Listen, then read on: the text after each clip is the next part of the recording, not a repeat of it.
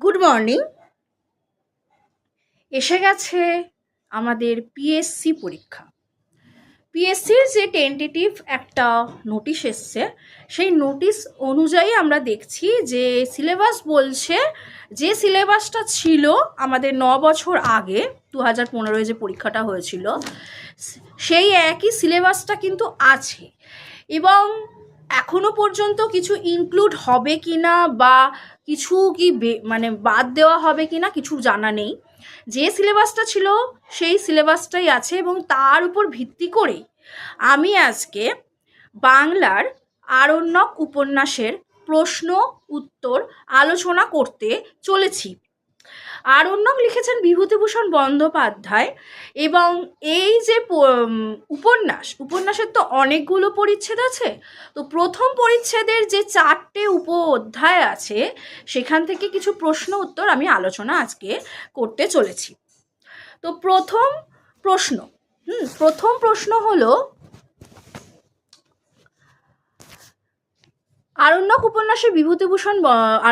উপন্যাসে ঔপন্যাসিক বা বিভূতিভূষণ বন্দ্যোপাধ্যায় কত বছর আগের কথা বলেছেন? কত বছর আগের ঘটনার কথা বলে উনি উপন্যাস শুরু করছেন? উত্তর হবে 15-16 বছর। দ্বিতীয় প্রশ্ন হলো, সত্যচরণ কি পাশ করে বসে আছেন? সত্যচরণের কথা জানা যায়। 3টে চরিত্র আমরা পরপর পাই। এই প্রথম পরিচ্ছেদে আমরা 3টে চরিত্র পেয়েছি। 1 হচ্ছে সত্যচরণ, 2 হলো অবিনাশ, 3 হলো সতীশ। তো সত্যচরণ কি পাশ করে বসে আছেন? উত্তর হবে বিএ পাশ করে বসে আছেন। তৃতীয় প্রশ্ন, উপন্যাসের শুরুতে কোন পুজোর উল্লেখ আছে? উপন্যাসের শুরুতে কিন্তু সরস্বতী পুজোর উল্লেখ আছে।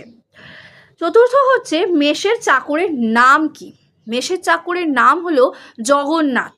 আচ্ছা, চাকর জগন্নাথের হাতে কত টাকা দেওয়ার ব্যবস্থা ছিল? উত্তর হবে 10 টাকা। 10 টাকা দেওয়ার ব্যবস্থা কথা এখানে বলা হয়েছে। 6 নম্বর প্রশ্ন, খাবারের দোকানের ময়রার নাম কি? খাবারের দোকানের ময়রার নাম কি? উত্তর হবে অভয় ময়রা। আশা করছি কোথাও অসুবিধা হওয়ার কথা নয়। তারপরের প্রশ্ন, ঔপন্যাসিক কোন স্কুলের চাকরি ছেড়ে বসে আছেন? উত্তর হবে জোড়াসাঁকো স্কুল। জোড়াসাঁকো স্কুলের চাকরি ছেড়ে বসে আছেন। তারপরের প্রশ্ন, ঔপন্যাসিক সতীশের সঙ্গে কোথায় থাকতেন?